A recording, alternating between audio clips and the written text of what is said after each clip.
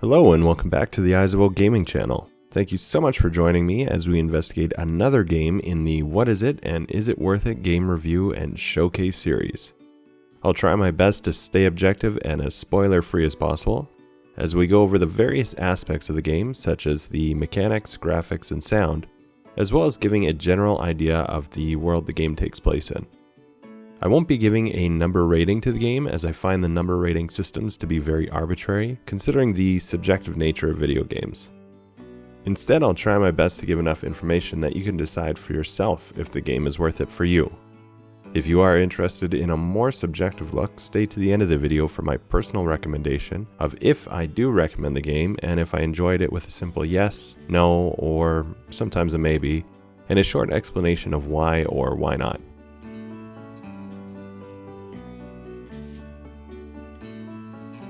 So what happens if Mad Max and the pack raiders from Fallout's Nuka world got together and had a Ubisoft baby? Well, you get Far Cry New Dawn, the game that we're looking at today. This one was released in 2019, so definitely one of the newer games that I've reviewed on the channel. It was developed by Ubisoft Montreal and published by Ubisoft. During this review showcase, I'll be avoiding story spoilers for the game. However, it is assumed that you've either played previous Far Cry games or don't mind if some aspects are spoiled from them. So let's take a look at the various aspects of Far Cry New Dawn together, going over the mechanics, graphics, and other features to determine what this game is and try to answer the most important question. Is this game worth it for you? Let's get into it. Far Cry New Dawn setting is a first for the Far Cry series, being that of a post-apocalyptic world destroyed by nuclear war, and split between areas retaken by nature and those which are repurposed ruins of the old world. The game takes place 17 years after Far Cry 5 in Hope County, which is the same setting as Far Cry 5, though the map is smaller and most areas will be fairly unrecognizable as mentioned. They will either be overgrown or ruins of their former selves, being repurposed by the inhabitants. The game begins with the player taking the role of the captain, who's in charge of security for a group of people heading into Hope County with the intentions of aiding rebuilding efforts. In the beginning sequences of the game, this plan will be thrown into disarray with the introduction of the main antagonist for the player, that of the Highwayman gang and their leaders, the twins Mickey and Lou.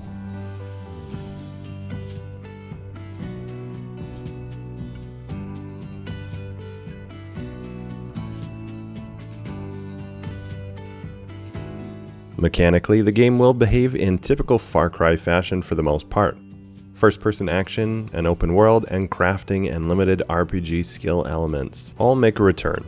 Crafting takes on a focal role in the game, with the emphasis obviously stemming from the new post-apocalyptic survival style, which the game has been built around.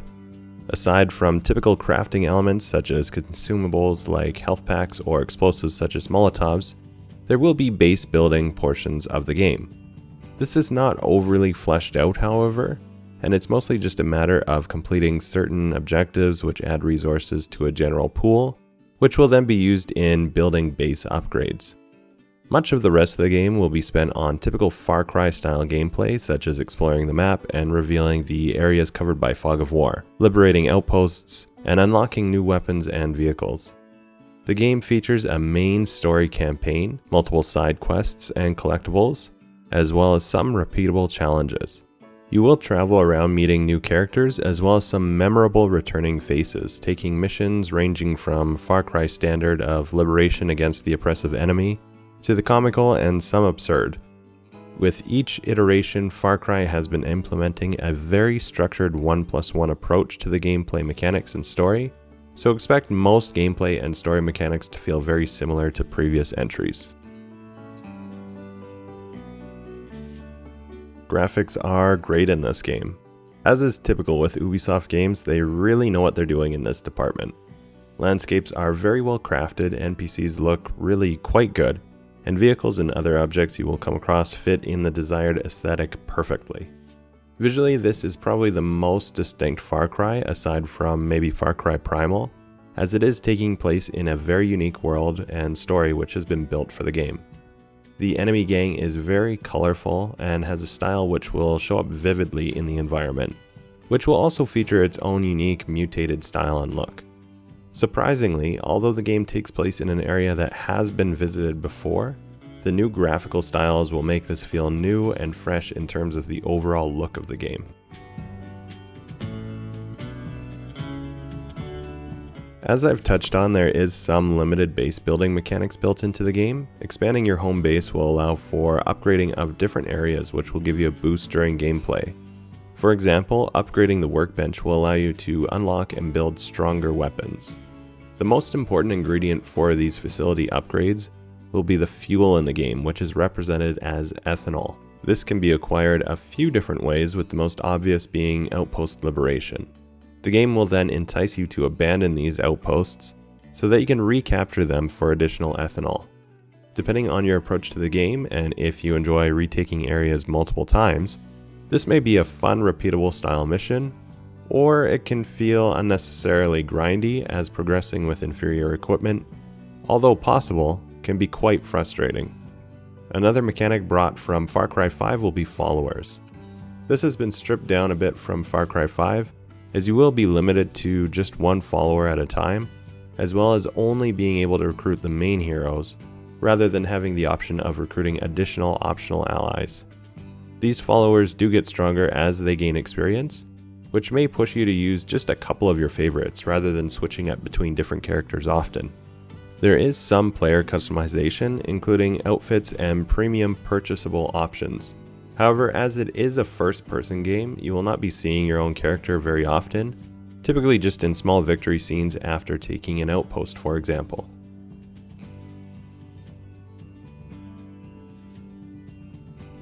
Sound is really quite good in this game. Again, as with the graphics, when it comes to recent Ubisoft games, you really don't have much concern in this area. Weapon sounds are good, dialogue is well written and delivered well, and music matches great with the game. The radio soundtrack wasn't to my personal taste, though it did fit well with the style the game was going for. One area that I thought was done very well was the vehicle sounds, with options such as the sidecars giving great engine sounds that really get you into the game. I'm good, let's go.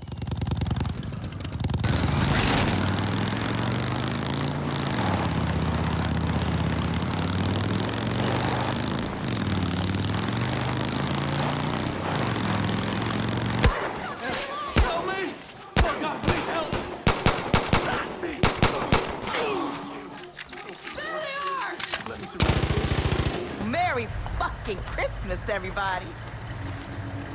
Santa delivered a whole damn train full of presents. What do we have here? Rabbits. Ooh.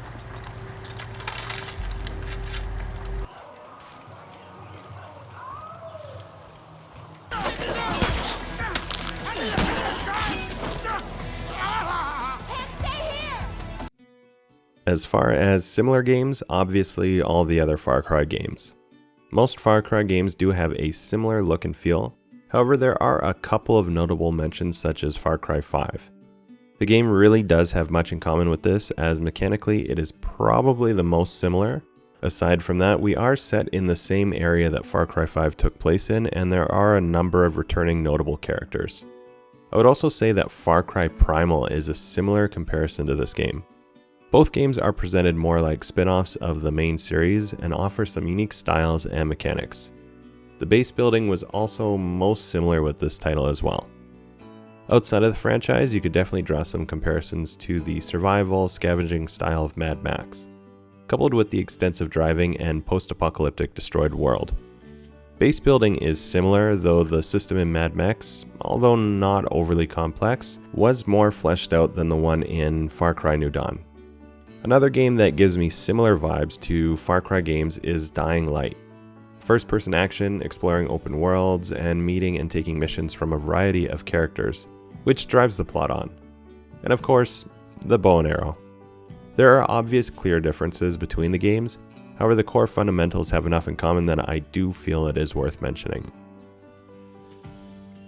So now that we've looked at some of the features of the game, we reach the point of my review where I give a more subjective look at my personal experience with it.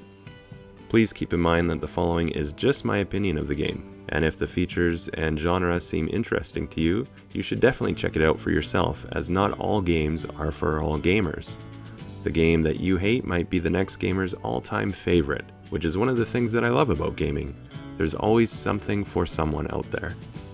Alright, so the big question. Did I enjoy it, and do I recommend the game to first-time players? Yeah, sure. Yes, sir. Yes, sir. Sure. Do you like Far Cry games? Have you played and enjoyed the last few releases? If so, and you don't mind some more of the same old thing, then this is probably a really good option for you. Don't get me wrong, I do enjoy Far Cry games. Obviously, I've covered a number of them because I do play them, but that being said, the system is quite repetitive. This is not always a bad thing. For me personally, I know exactly what I'm getting into, and I can just drop in for short periods, completing a few missions, and logging off. If you're looking for something that will feel very similar, it's great. If you're new to the franchise and looking to pick up a very baseline, all-around good first-person shooter game, it's also a very good choice.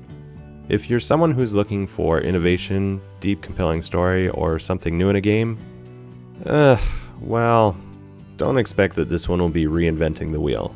And really, maybe that's a good thing. As much as we think we want something new, usually when franchises stray too far from their core concepts, fans of the series are typically left feeling disappointed and betrayed.